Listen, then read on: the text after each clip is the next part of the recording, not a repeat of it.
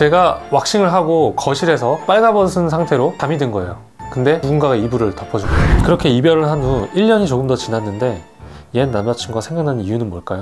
그때 갑작스러운 심정지로 저산소증, 뇌손상으로 예전처럼 말할 수는 없게 되었습니다.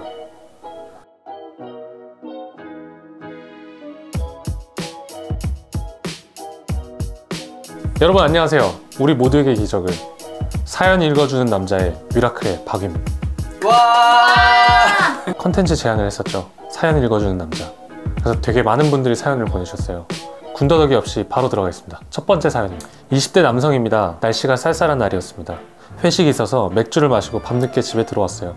저는 샤워를 하고 맨몸으로 거실에서 머리를 말렸습니다. 가족 모두가 각자 방에서 자고 있었기 때문이죠. 그런데 그게 화근이었습니다. 머리를 다 밀린 저는 그대로 소파에 누워 잠에 들고 말았죠. 오마이갓. 아침 9시가 다 돼서 일어난 저는 심장이 덜컥 내려앉았습니다. 발가벗고 거실에서 잔 것도, 허리춤에 누군가 걸쳐둔 이불 때문도, 이미 가족들이 모두 외출한 것 때문도 아니었습니다. 바로 제가 이틀 전 브라질리언 왁싱을 했었기 때문입니다. 머리가 복잡했습니다. 누가 봤을까? 엄마? 아빠? 여동생? 아니면 모두가? 이 민둥민둥한 살결을 보고 바로 눈을 돌렸을까? 아니면 깜짝 놀라 쳐다보고 있었을까? 그들은 이 깔끔함을 받아들일 수 있을까? 아무리 요즘 많은 사람들이 왁싱을 한다지만 부모 세대에서 이 상황을 이해할 수 있을까? 문란하거나 부적절하다고 오해하진 않을까? 별 생각이 다 들었습니다. 그 이후로 2-3일 정도 가족 간에 어색한 침묵이 흘렀습니다. 다시 괜찮아지긴 했지만 아직도 누가 그 장면을 목격했는지, 또 누가 허리춤에 이불을 둘러주었는지 알 수 없습니다. 저는 사실 직업적인 이유로 하루 이틀 샤워를 할 수 없는 상황이 있어서, 네, 변명이네요. 청결을 위해 시작한 것이거든요. 이야기를 해보고 이유를 설명하면 어떨까요? 아니면 그냥 이대로 지낼까요? 고민입니다. 정말 첫 사연이 아찔한 사연입니다. 브라질리언 왁싱이 완전히 100일대로 돌아가는 거죠? 완전히. 어떻게 그렇게 잘 알아요? 지금 여러분 상상해보세요. 저는 지금 상상하기도 싫은데, 제가 왁싱을 하고 거실에서 빨가벗은 상태로 잠이 든 거예요. 근데 누군가가 이불을 덮어준 거죠. 상상하기 싫다. 일단 왁싱을 하신 거고, 그게 문란한 건 아니니까요. 청결을 위해서 하신 거니까 저는 긍정적으로 생각합니다. 굳이 지나간 일에 대해서 부모님께, 동생에게 이야기를 해서 이유를 설명하는 건 그들에게 그날의 악몽을 다시 상기시키는 꼴밖에 안 된다고 생각을 합니다. 어떻게 생각하세요? 악몽의 나이트메어? 오케이. 그냥 당당하게 왁싱한 상태로 살아가세요. 굳이 부모님한테 말씀하지 마시고. 다음 사연입니다. 안녕하세요. 신림동에 사는 양모양입니다. 저는 5년째 어떤 사람과 연애를 했는데요. 헤어진 지 1년이 다 되어갑니다. 저는 그와의 헤어짐 끝에 어떤 다른 사람과의 연애를 했고요.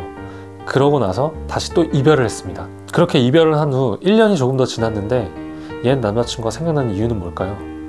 다시 오래 사귄 사람한테 돌아가는 건 아닌 것 같고 엄청 많은 생각이 드는데요.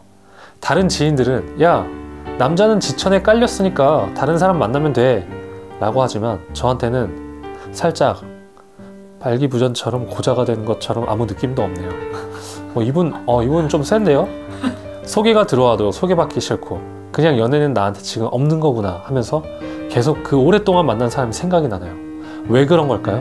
이 사연에 대해 OX로 설명해 주세요. 뭐야? 그리고 부연 설명을 부탁드립니다. 어차피 윈님이 얘기해줘도 제 마음대로 하겠지만 한번 얘기를 들어보고 싶어요. 이거 사연 나한테 왜 보낸 거예요? 옛날 남자친구가 생각나는 이유를 나한테 묻는다. 옛날 남자친구가 왁싱이 이거 하면 안 되겠다. 저는 개인적으로 헤어진 분과 다시 재결합한 것에 대해서는 조금 부정적인 생각을 합니다. 헤어질 때 이미 많은 생각을 하고 헤어지셨을 거잖아요. 원래 헤어지고 나면 아름다운 추억만 남는 법일까요?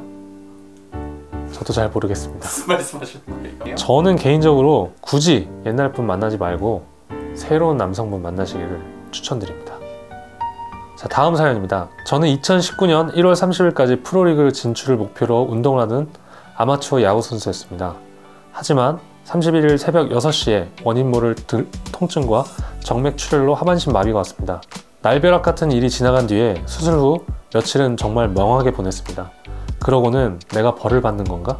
라는 생각도 들었지만 저희 형, 동생 부모님보다 차라리 내가 아픈 게 다행이라고 생각하니 마음이 조금은 편해졌습니다. 아, 이분 굉장히 따뜻하신 분이네.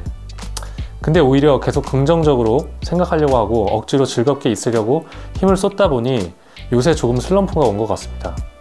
나중에 더 이상 호전이 없어서 퇴원 후에 다시 학교에 복학하는 것도 조금은 겁이 나고 걱정이 없던 장래가 이제는 물음표가 된 상태여서 뭘 하면서 살아갈지 고민이 많이 됩니다. 박이님은 이런 걱정을 하셨는지, 혹시 하셨으면 어떻게 극복하셨는지 알려주세요.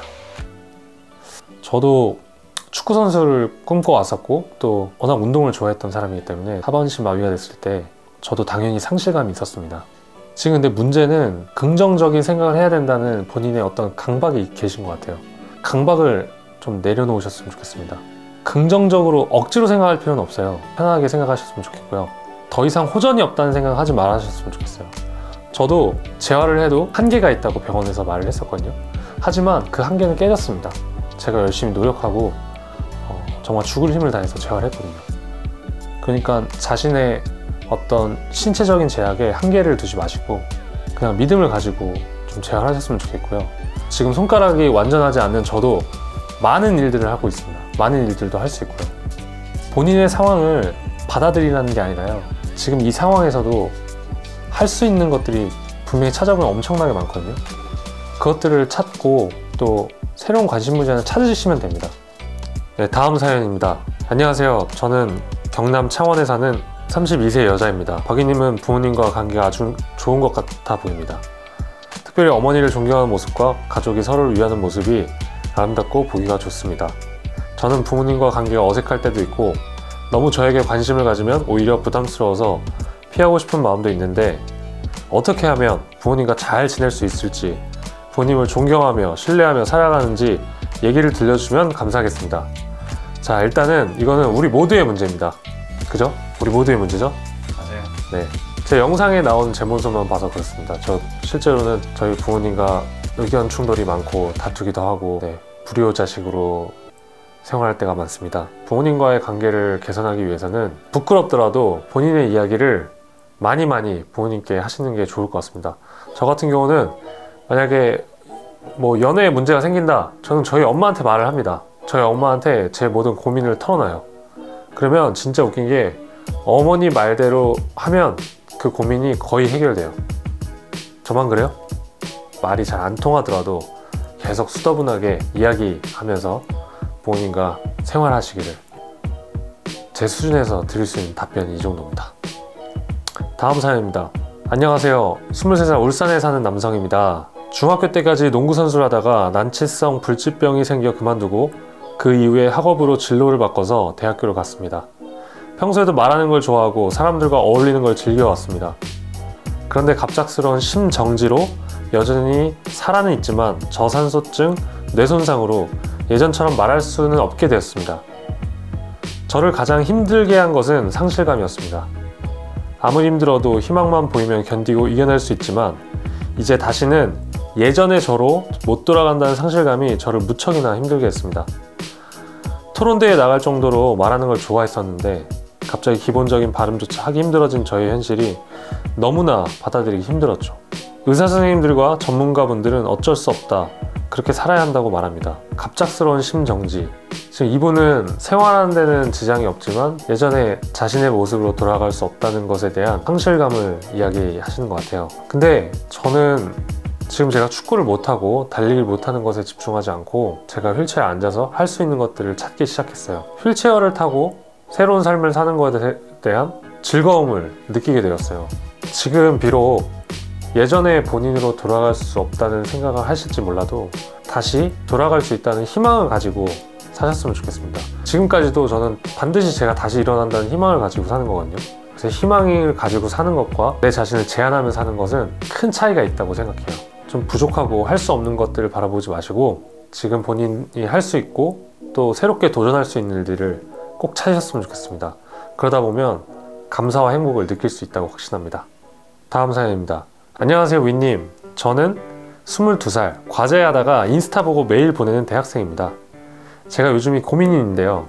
3일 전에 윈님을 처음 알게 된 후 바로 구독하고 팬이 되었는데 윈님이 제 이상형이 되어버렸어요. 어떡해요 유유. 과제해야 하는데 자꾸 윈님이 어른어른하고 아른아른이겠지. 영상 볼 때 떨리고 그러네요. 미쳤어 유유. 같이 고민해줘요. 어떡할지. 처음에는 가치관이 너무 멋있으셔서 빠져들었는데 보면 볼수록 모든 게 멋있어요. 휠체어 미는 모습도 멋있고 주차권 입에 무는 것도 멋있고 목소리도 너무너무 멋있고 기혁이한테 뽀뽀하는 것도 너무 귀엽고 ASMR 좀 찍어줘요. 목소리 너무 멋있어. 진짜 이제 저 눈 높아서 연애 못할 것 같아요. 해결 방법 좀 알려주세요. 야, 제가 이 사연을 사실 저 기분 좋으라고 읽는 겁니다. 22살 여성분, 네, 정신 차리시고 과제 열심히 하시고 대학생활 열심히 하시길 바랍니다. 저는 영상에 있는 사람과 또 좋은 모습만 봤기 때문에 제 실체를 알면 실망하실 거예요. 맞아요. 알면 더 빠지게. 실체 알면 큰일 나죠. 못 헤어나오지. 다음 사연입니다. 안녕하세요. 저는 경기도에서 유치원 특수교사로 근무하고 있는 백지연이라고 합니다. 교사의 본분인 가르치는 일과 별개로 맡은 업무 중 하나는 장애 이해 교육입니다. 사실 아이들은 스펀지 같아서 교사가 흥미있는 동화나 이야기를 나누면 잘 받아들입니다. 하지만 성인의 경우에는 장애 이해 교육이 힘이 됩니다. 저는 특수교육을 전공하면서 장애인에 대한 이해나 보편적 설계 등 많은 측면에서 생각하고 고민하고 그러면서 편견이 깨졌습니다. 이런 전공을 하지 않는 사람들에게 장애 이해 교육을 의무적으로 실시하고 제가 어떻게 하면 진정성 있고 의미 있는 차원의 장애 이해 교육을 할 수 있을지 고민입니다. 저도 사실 다치기 전에는 장애에 대해서 전혀 관심이 없었던 사람 중 한 명입니다. 대부분의 사람들은 가족이나 지인이 장애가 있지 않는 이상 장애를 직간접적으로 경험하기 힘들고 그래서 잘 알 수 없는 상황이라고 생각을 해요. 근데 그분들이 나쁜 게 아니라 그런 경험이 없었기 때문에 이해하기 어려운 상태라고 생각합니다. 제가 실제로 장애가 있고 나서 활동하면서 느끼는 점은 뭐였냐면 장애를 가진 어떤 당사자가 새로운 사람 만났을 때 그 사람들이 저를 보면서 많은 생각들의 변화가 있었던 것을 많이 느꼈어요. 가장 좋은 방법은 장애를 가진 분과 한번 같이 시간을 보내보는 것. 많은 시간을 같이 함께 하다 보면 자연스럽게 이해할 수 있다고 생각합니다. 하지만 여건상 그게 쉽지 않으니까 이론적으로 공부하는 것에 대해서는 한계가 있고 대부분 사람들이 잘 와닿지 않을 거라고 생각해요. 유튜브 컨텐츠에도 있지만 제가 휠체어를 타고 카이스트를 방문한 적이 있어요. 처음 보는 학생들한테 휠체어를 한번 타보라고 하고 같이 언덕도 다녀보고 실제로 휠체어를 밀어보기도 하고 생각을 한번 물어봤었는데요. 제가 그랬던 이유는 경험을 시켜주고 싶었어요. 자기 자신이 경험했을 때 그건 잊지 못할 거라고 생각합니다. 장애에 대한 이해 교육을 할 때 실천적인 어떤 교육을 하시면 좀 좋을 것 같아요. 저도 열심히 할 테니까요. 같이 힘내시죠. 많은 사연들이 아직 있어요.